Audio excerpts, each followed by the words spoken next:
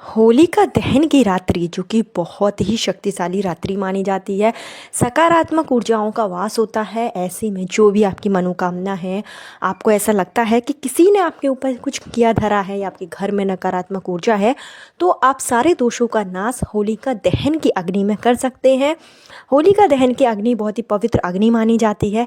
ऐसे में जो भी निसंतान दंपत्ति हैं, जिनको संतान प्राप्ति में बाधाएं आ रही हैं, पुत्र प्राप्ति के योग नहीं बन पा रहे हैं, शादी को कई साल हो गए हैं, 5 साल 10 साल या उससे भी अधिक हो गए हैं, और आपको ऐसा महसूस होता है कि किसी ने आपके ऊपर कोक बंधन कर रखा है या आपके घर में किसी ने कुछ कर रखा है, या फिर आपके शरीर में ऐसी कोई परेशानी है, गर्भ में किसी भी तरीके की परेशानी है जिसके कारण गर्भ धारण तो होता है लेकिन बार बार मिसकैरेज हो जाता है। इस तरीके की अगर कोई परेशानी है तो आप होलिका दहन की रात्रि में यह छोटा सा उपाय ज़रूर करें। होलिका दहन की जो रात्रि होती है, पूर्णिमा की रात्रि होती है, और सनातन धर्म में पूर्णिमा का विशेष महत्व है। हिंदू धर्म में पूर्णिमा की रात्रि पवित्र रात्रि मानी जाती है। इस दिन किया गया उपाय, पूजा पाठ, दान पुण्य का 100% फल आपको मिलता है, और पूर्णिमा का व्रत रखने से संतान सुख की प्राप्ति होती है। पूर्णिमा का व्रत रखने से सुखी वैवाहिक जीवन में आपकी जो भी अभिलाषा होती है वो पूरी हो जाती है। संतान सुख से अगर आप वंचित हैं तो आपको संतान की प्राप्ति होती है, वंश की वृद्धि होती है। पूर्णिमा का दिन माँ लक्ष्मी, श्री हरि विष्णु को समर्पित है। ऐसे में विधि विधान से पूजा अर्चना जरूर करें, श्री हरि विष्णु को उनकी प्रिय चीज़ें अर्पित करें। और साथ ही साथ होलिका दहन है, फाल्गुन माह की पूर्णिमा है, तो फाल्गुन माह की पूर्णिमा की जो रात्रि होती है, इस दिन होलिका की अग्नि जलाई जाती है, जो कि बहुत ही शुभ दिन माना जाता है। ऐसे में अगर आप यह उपाय कर लेते हैं पूर्ण आस्था और श्रद्धा के साथ, तो निश्चित रूप से आपकी हर मनोकामना पूरी होगी। आपको संतान सुख अवश्य ही मिलेगा। आपको क्या करना है कि जो भी इस दिन आप उपाय करेंगे, आपको सकारात्मकता के साथ उपाय करना है। अपने मन में नेगेटिव एनर्जी बिल्कुल भी नहीं लानी है। पूर्ण रूप से उपाय कारगर होगा। हमारे शास्त्रों में यह उपाय बताए गए हैं, जो मैं आपको इस वीडियो में बताऊंगी, उसको आप जरूर कर लें। निश्चित रूप से संतान सुख की प्राप्ति होगी। आपको बता दें कि इस बार की जो फाल्गुन पूर्णिमा है वो 13 मार्च गुरुवार के दिन है, और पूर्णिमा तिथि के साथ ही भद्रा का साया भी शुरू हो जाएगा। भद्रा का साया जो कि पूर्णिमा तिथि की शुरुआत सुबह और 10:26 पर हो जाएगी, और अगले दिन यानी कि 14 मार्च को पूर्णिमा तिथि की समाप्ति 11:26 पर होगी। पूर्णिमा तिथि इस दिन 2 दिन होने वाली है। 13 तारीख को व्रत की पूर्णिमा होगी, और जो 14 तारीख को होगा वो स्नान दान की पूर्णिमा होगी। जो आपको उपाय करना है वो आप 13 तारीख को करेंगे, जो आप दान पुण्य करेंगे वो आप 14 तारीख को करेंगे।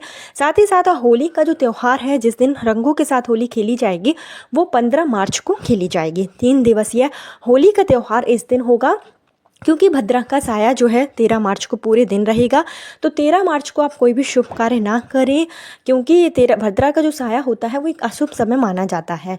तो होलिका की जो रात्रि होगी, वो जो होलिका की जो दहन किया जाएगा उसका शुभ समय मैं आपको बता दूं। जो शुभ समय है उसका विशेष ध्यान रखिएगा। जो है 11:26 से 12:19 के बीच में जो है होलिका की अग्नि का दहन का बहुत ही शुभ मुहूर्त है। इसके बाद में आप कभी भी उपाय कर सकते हैं, क्योंकि उत्तरा फाल्गुनी नक्षत्र लग जाएगा, और उत्तरा फाल्गुनी नक्षत्र संतान प्राप्ति के लिए बहुत ही शुभ नक्षत्र माना जाता है। तो जब होलिका की अग्नि का जो है आप प्रज्वलित हो होलिका की अग्नि, उस समय आप जो है उपाय कर सकते हैं। इससे पूर्व आप जो है सुबह के समय, पूर्णिमा का जो दिन है वो 13 तारीख को ही होगा, तो आप सुबह के समय विशेष उपाय कर सकते हैं। विधि विधान से पहले आप सुबह जल्दी उठें। जो भी महिलाएं हैं, जो भी पुरुष हैं, अगर पति पत्नी दोनों मिलकर उपाय करते हैं संतान प्राप्ति के लिए, तो बहुत ही शुभ माना जाता है। संतान प्राप्ति के जो योग हैं वो पति पत्नी दोनों की भाग्य से बनते हैं। तो कोशिश यह करें कि दोनों मिलकर ही उपाय करें। नहीं कर सकते हैं तो पत्नी या पति में से कोई भी एक व्यक्ति इन उपायों को कर सकता है। किस तरीके से आप और उपाय करेंगे, क्या चीज़ों की आपको आवश्यकता होगी, संपूर्ण जानकारी आपको इस वीडियो में दी जाएगी। लेकिन आगे वीडियो शुरू करने से पहले हमेशा की तरह आपसे मेरा निवेदन है कि अगर अभी तक आपने मेरा चैनल धर्म ज्ञान इंडिया को सब्सक्राइब नहीं किया है तो चैनल को सब्सक्राइब जरूर कर लीजिए। वीडियो पसंद आए तो लाइक कीजिए, और कमेंट बॉक्स में हर हर महादेव, ओम नमः शिवाय उपाय जरूर लिखें, जिससे कि ईश्वर की अति कृपा आप पर और आपके पूरे परिवार पर हमेशा के लिए बनी रहे। होलिका का दिन है, बहुत ही पावन दिन है। होली पवित्र त्योहारों में से एक त्यौहार माना जाता है। हिंदू धर्म में इसका विशेष महत्व है। होली जो दिन होता है पूर्णिमा के दिन होता है और पूर्णिमा तिथि भी बहुत ही शुभ तिथि मानी जाती है। फाल्गुन माह की पूर्णिमा तिथि 13 मार्च से शुरू होगी और 14 मार्च को भी रहेगी। 15 मार्च को होली का रंग उत्सव मनाया जाएगा। 13 मार्च के दिन सुबह जल्दी उठें, जो भी निसंतान दंपत्ति हैं सुबह जल्दी उठें, स्नान आदि करके साफ सुथरे वस्त्र धारण कर लें। स्नान करते समय स्नान के पानी में थोड़ा सा गंगा जल डालकर स्नान करें और साथ ही साथ आप सुबह उठते ही सूर्य भगवान को अर्घ्य जरूर दें। इसके साथ ही आपके घर में लड्डू गोपाल हैं तो लड्डू गोपाल की विधि विधान से पूजन अर्चन करें। एक मोर पंख लड्डू गोपाल को जरूर इस दिन आप चढ़ाएं। लड्डू गोपाल को पीले फूलों से श्रृंगार करें, चंदन का तिलक लगाएं, माखन मिश्री का भोग लगाएं। संतान गोपाल मंत्र का जाप बहुत ही शुभ दिन, बहुत ही शुभ जाप माना जाता है संतान प्राप्ति के लिए। और इसके साथ ही श्री लक्ष्मी नारायण की आप विधिवत पूजा अर्चन करें। आप चाहें तो इस दिन सत्यनारायण भगवान की कथा भी आप करवा सकते हैं अपने घर में।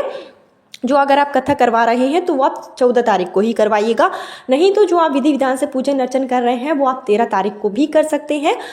13 तारीख के दिन आप जो है श्री हरि विष्णु का लक्ष्मी माता के साथ में पूजन करें और जो है पंचामृत से अभिषेक लगाएं, पंचामृत का भोग लगाएं। आटे का कसार जो कि पंजीरी होती है वो प्रसाद के रूप में चढ़ाना बहुत ही शुभ माना जाता है। केले का भोग आप इस दिन लगा सकते हैं लक्ष्मी नारायण का, और आप विष्णु सहस्त्र नाम का पाठ भी इस दिन कर सकते हैं। संतान प्राप्ति पुत्र प्राप्ति के लिए श्री हरि विष्णु से माँ लक्ष्मी से आप प्रार्थना कीजिए, विनती कीजिए। और इसके साथ ही जो आपको ये विशेष उपाय करना है इस दिन, वो आपको यह करना है कि आपको इस दिन एक बेलपत्र की आवश्यकता होगी। 3 पत्तों वाली एक बेलपत्र लें, एक आखा यानी कि चावल का दाना आपको लेना है और आपको लेना है 1 लोटा अपने घर का शुद्ध जल, उसमें थोड़ा सा गंगा जल डाल लें। और आपके घर के आसपास कहीं पर भी शिवालय हो, शिव भगवान का मंदिर हो तो वहाँ पर आप जाएं। कोशिश यह करें कि प्राचीन मंदिर हो। शिवलिंग जितना प्राचीन होगा उतनी ही मतलब इसकी सकारात्मक जो ऊर्जा होती है वो बहुत ज़्यादा बढ़ जाती है। तो आपको ऐसे मंदिर का ही चयन करना है जो काफ़ी प्राचीन हो। मंदिर में जाएं, विधि विधान से पहले शिव भगवान की पूजन अर्चन करें। पूर्णिमा के दिन जो है शिव भगवान की पूजा करने से सुख संपदा में हमेशा बढ़ोतरी होती है, संतान प्राप्ति के प्रबल योग बनते हैं। तो सबसे पहले जाकर शिव भगवान की विधि विधान से पूजन अर्चन करें। उसके बाद में जो आपको उपाय करना है उसके लिए आप जो आखा चावल यानी चावल का दाना ले गए थे वो आप शिवलिंग के ऊपर चढ़ा दें और जो बेलपत्र ले गए थे वो उसी चावल के ऊपर आपको चढ़ा देना है। बेलपत्र की डंडी का जो मुख है वो आपके साइड होना चाहिए और उसके बाद 1 लोटा जल समर्पित करें चंद्रमौली भगवान के नाम से। चंद्रमौली भगवान के नाम से आपको जो है जल चढ़ाना है और आपको विधि विधान से पूजा अर्चन करना है। संतान प्राप्ति के लिए झोली फैलाकर आपको भोलेनाथ से विनती करनी है। पूर्णिमा के दिन जो है चंद्रमा की शक्तियाँ प्रबल हो जाती हैं। चंद्रमा 16 कलाओं में पूर्ण होता है। ऐसे में अगर आप शिव भगवान की पूजन अर्चन करते हैं चंद्रमौली भगवान के नाम से तो आपकी समस्त मनोकामनाएं पूर्ण हो जाती हैं, वंश की वृद्धि होती है। इस उपाय को आप जरूर कर लें और रात्रि के समय जब चंद्रमा उदय हो तो चंद्रमा को अर्घ्य इस दिन आप जरूर दें। चंद्रमा को अर्घ्य देने से आपका जो मन मस्तिष्क होगा वो मजबूत होगा, सकारात्मक ऊर्जाओं का प्रभाव होगा। तो यह कार्य भी कर लें और इसके साथ ही आप विशेष उपाय जरूर कर लें। पूर्णिमा का दिन है, आपको अपने घर में 1 कटोरी आप खीर बनाएं और उसमें से आप 3 हिस्से कर लें। सबसे पहला जब आप विष्णु भगवान का माँ लक्ष्मी का पूजन करेंगे तो आपको माँ लक्ष्मी को यह खीर जो है प्रसाद के रूप में चढ़ानी है। कटोरी में खीर लेकर आप विष्णु भगवान और लक्ष्मी माता को भोग के आप लगाएं। उसमें तुलसी पत्ते जरूर शामिल करें। याद रहे तुलसी का पत्ता आपको पूर्णिमा के दिन नहीं तोड़ना है, 1 दिन पहले ही आप तोड़ कर रख लें। और जो भी सुहागन महिलाएं होंगी वो इस दिन बाल भी ना धोएं, इस बात का भी विशेष ध्यान रखें क्योंकि जो विशेष तिथियाँ होती हैं और अगर आप व्रत रखते हैं तो आपको उस दिन बाल नहीं धोना चाहिए, आप 1 दिन पहले बाल धो सकती हैं। और कटोरी में खीर लेकर आप विष्णु भगवान की पूजा करें, लक्ष्मी माता की पूजा करें और इस खीर को आप प्रसाद के रूप में लगा दें। और इसमें से थोड़ी सी खीर लेकर जो है आपको गाय माता को जो है प्रसाद के रूप में आपको खिलाना है। गाय माता को अगर आप पूर्णिमा के दिन खीर का प्रसाद लगाते हैं, गाय माता का आशीर्वाद लेते हैं तो 33 कोटि देवी देवताओं का आशीर्वाद आपको एक साथ ही प्राप्त हो जाएगा। और इसके साथ ही जो आपने खीर का प्रसाद लक्ष्मी माता को पूजा के दौरान चढ़ाया है, जब आपकी पूजा हो जाए तो आप वो खीर का प्रसाद लेकर पति पत्नी दोनों इसमें से ग्रहण करें। और जो आपने थोड़ी सी खीर लेकर आपको जब चंद्रमा को आप रात में अर्घ्य देंगे तो चंद्रदेव को भी आपको खीर का प्रसाद जरूर लगाना है।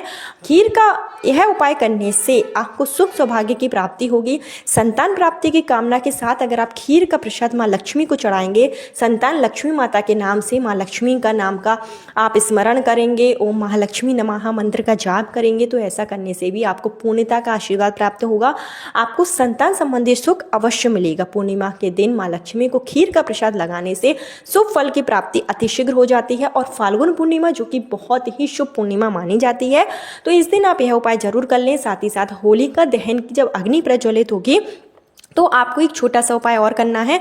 आप एक नारियल लें और उस नारियल को बीच में से काट लें, उसके अंदर आप थोड़ी सी जो है काली तिल भर लें, थोड़ा सा आप घी डाल लें, थोड़ा सा आपको चीनी डालना है और उसको नारियल को अच्छे से बंद करके इसके ऊपर 7 बार मौली का धागा लपेट कर, जो भी महिलाएं हैं जिनको संतान प्राप्ति में बाधाएं आ रही हैं, जिनका कोख बंधन हो रखा है या कुंडली में किसी भी तरीके का दोष है, उनको इस नारियल को अपने सर के ऊपर से मतलब पैर से लेकर सर तक 7 बार आप इसको क्लॉकवाइज डायरेक्शन में घुमा लें और इस नारियल को ले जाकर होलिका दहन की अग्नि में आपको डाल देना है। और होलिका दहन की अग्नि में जब आप इस नारियल को डालें तो होलिका मैया का जो है आप पूजन जरूर करेंगे। हल्दी, कुमकुम, चावल, जो भी चीज़ें होती हैं पूजा की, वो आप होलिका दहन की अग्नि में पूजा करें। होलिका अग्नि की 7 बार परिक्रमा करें। अगर आप स्वयं होलिका की अग्नि की पूजा करने नहीं जा पा रहे हैं तो आप अपने पति को इस कार्य के लिए भेज सकते हैं। घर का अन्य सदस्य भी जो नारियल है लेकर जा सकता है और होलिका की अग्नि में इसको डाल सकता है। विधि विधान से महिला के लिए, जो भी महिलाओं को गर्भ संबंधी परेशानी है, उन्हें यह छोटा सा उपाय होलिका की अग्नि के समय, होलिका दहन के समय जरूर करना चाहिए। और जब आप वहाँ से लौटें तो अपने घर के मुख्य द्वार पर दीपक जरूर प्रज्वलित कर लें। ऐसा करने से माँ लक्ष्मी का वास होता है, सुख सौभाग्य में बढ़ोतरी होती है। इस कार्य को भी आप जरूर कर लें। और इसके साथ ही होलिका की जो पूर्णिमा होगी उस दिन आप दान पुण्य जरूर करें। 14 तारीख को आप जो है तिल का दान कर सकते हैं, चावल का दान कर सकते हैं, चीनी का दान कर सकते हैं, दूध का दान कर सकते हैं। ऐसा करने से चंद्र दोष अगर होगा आपकी कुंडली में तो वो दूर हो जाएगा और आपके पितर आपसे प्रसन्न होंगे, जिसके कारण आपके वंश की वृद्धि होना स्वाभाविक बात है। तो आप पूर्णिमा के दिन इन चीजों का दान जरूर करें, बहुत ही शुभ। होली के दिन आपको जो है पीपल के पेड़ की भी पूजा जरूर करना चाहिए। पूर्णिमा का दिन है, श्री हरि विष्णु के साथ साक्षात माँ लक्ष्मी जो है पीपल के पेड़ में वास करती है। तो पीपल के पेड़ में आप मीठा जल चढ़ा सकते हैं और एक दीपक प्रज्वलित करें। पीपल के पेड़ की परिक्रमा करते समय कच्चा सूत उसमें बांध दे। ओम नमो भगवते वासुदेवाय नमः मंत्र का जाप करें। संतान प्राप्ति, पुत्र प्राप्ति के लिए श्री हरि विष्णु से प्रार्थना करें, माँ लक्ष्मी से प्रार्थना करें। आपकी मनोकामना निश्चित रूप से पूरी होगी। पूर्णिमा का दिन है, तुलसी माता के समक्ष एक दीपक जरूर प्रज्वलित करें। घी का दीपक आपको प्रज्वलित करना है, इस बात का विशेष ध्यान रखें। और साथ ही साथ मंत्रों का जाप करें। मंत्रों के जाप करने से आपको ईश्वर की कृपा तो प्राप्त होगी ही और आपकी मनोकामना भी बहुत जल्दी पूरी हो जाएगी। होलिका दहन की जो अग्नि होती है पवित्र अग्नि मानी जाती है। थोड़ी सी जो है होलिका दहन की राख होती है उसको लेकर अगर आप अगले दिन जो है स्नान के पानी में उस राख को डालकर स्नान करते हैं तो ऐसा करने से भी आपके दोषों का नाश होता है, आपके अंदर सकारात्मक इन सब उपायों को आप जरूर कर लें। साथ ही साथ 14 तारीख को चंद्र ग्रहण भी लगने जा रहा है जो कि दोपहर के समय रहेगा। हालांकि भारत पर उसका कोई असर नहीं है, लेकिन जो गर्भवती महिलाएं हैं उनको नियम उसी तरीके से अपनाने हैं जिन तरीके से आप ग्रहण में अपनाते हैं, क्योंकि गर्भवती महिलाओं को किसी भी तरीके की कोई भी लापरवाही नहीं करना चाहिए। आप चंद्र ग्रहण का पूर्ण तरीके से पालन करें। बाकी अन्य किसी के लिए ग्रहण का पालन नहीं है, लेकिन गर्भवती महिलाओं को विशेष पालन 14 तारीख के दिन जरूर करना है। चंद्र ग्रहण का साया रहेगा तो आपको विशेष चीजों का ध्यान जरूर रखना है। तो ये छोटे छोटे उपाय थे, इनको आप जरूर कर लें। कल फिर मिलती हूँ नए वीडियो नए उपाय के साथ। जब तक के लिए हर हर महादेव, ओम नमः शिवाय।